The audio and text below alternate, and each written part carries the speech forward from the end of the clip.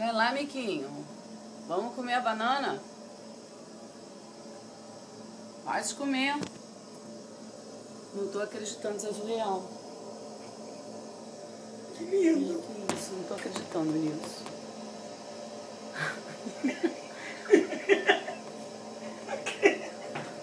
É, meu filho, eu tô filmando você mesmo.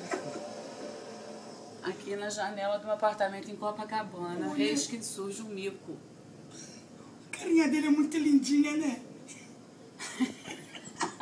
Mari.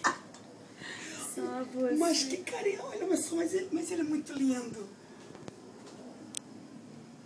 A Clarinha tinha de estar aqui pra ver, né? Ah, meu Deus, não por isso que eu tô filmando. A Clarinha tinha de estar aqui.